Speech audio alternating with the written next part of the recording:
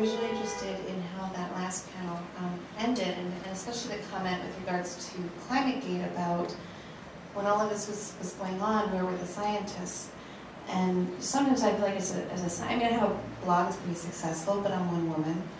I can stand on top of the bell tower of my university and scream, but I don't have the same voice that you as journalists have.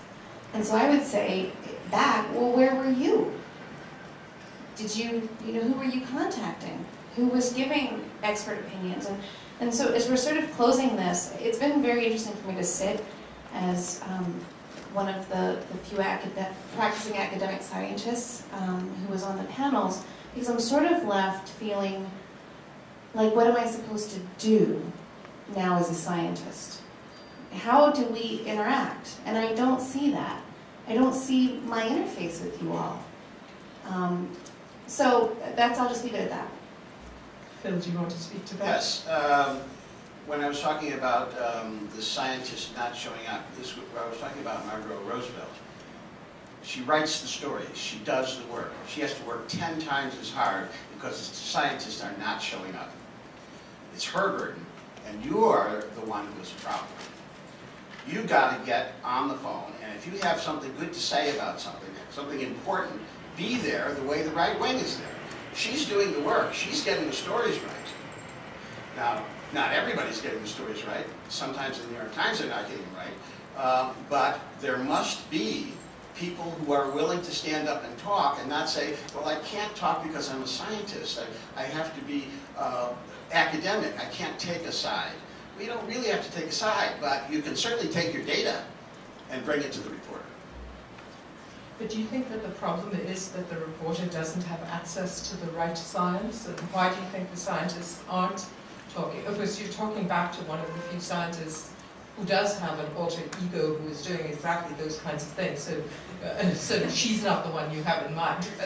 But in general, I mean, you know, what are your views? I think it's just making it harder for the reporters because there are fewer scientists willing to do the work and reach out to the reporters. Reporters have got the job to find out what is correct already. You have to do it right.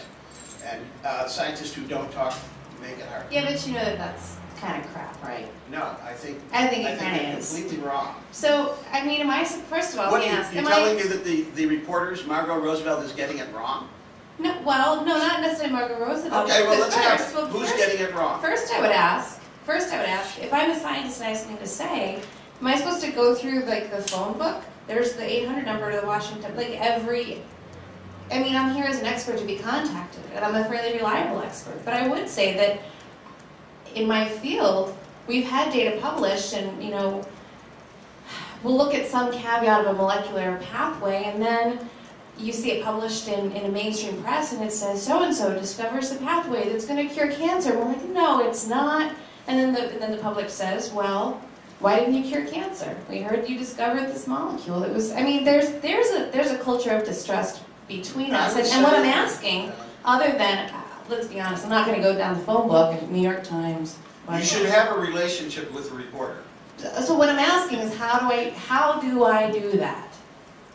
Well, this is really unfortunate. Maybe you can go for a drink after. So Sam, to contact the scientists. What did you say? I'm asking you a question. Isn't it the reporter's job to contact the scientists? Maybe you just came in late. I just described a reporter who was working very hard and contacting scientists constantly. Okay. And one misquote can cost you a bit of time or something like that. And I have been misquoted by reporters. So, I mean, it's a difficult situation. I'm curious. Yes, what I'm saying is there has been a failure on both sides. And part of the failure is this conversation. What has to happen is have good relationships between the reporters and the scientists. And what I'm saying is Margot Roosevelt is out there on her own, and she's not getting help. She has to do it herself. She's doing a great job, but it's harder. So Phil, you're taking us to another of these age-old problems. All day we've been hearing that there's actually nothing new about the internet because all the bad things happened before, and you told us that yourself. But this business about reporters having or not having good relations with scientists is another of these age-old stories. It's not so immediately related. So let's hear from some of the other people. Hello, I'm Robert Smith, an empirical sociologist of sorts, and I'm puzzled. I don't know why the right is anti-climate change. I don't know why. I can understand why the religious right is anti-evolution. I don't understand why the political right might be anti-vaccine. Could you try to clarify why has these anti-scientific beliefs become politically polarizing? So let's hear it. Let's take that question on board, but let's also collect some other comments. Go ahead. Bruce Weisenting, I don't want to restart a fight, but is the disagreement between Dr. Isis and Mr. Hills that the scientist's point of view is that good data, quality data, answers problems, and the reporter's point of view is that a quantity of letters to the editor helps them deal with their editor? No, that's not what I was saying. I said you need a relationship. A letter is not a relationship. So Francesca? Where to start? I guess I would just respond in a couple of ways, and I would say I don't think it's hard to sit here and hear scientists vilified in that way, because I mean, I for one am a scientist. I was quoted at least 5 or 6 times around that story. But I think it's hard for scientists to come out, and because they don't have the training. I mean, they don't have the ability to do this. And again, I think we would agree, going back to, there's a role for scientific societies to give scientists these tools so that then in turn they understand exactly what you're saying, which is, gee, I can go to the press outlets near me, create these relationships, and make this move forward. Because I think it's a real mystery, and we don't do it. We don't train our students as they're coming up through PhD programs. We don't train our postdocs. I mean, there are exceptions, but by and large. So I think there is a responsibility on both sides. Just one small plug. We do have a Union of Concerned Scientists book written by Rich Hayes on dealing with the media, which I think is a helpful resource and should be more widely disseminated.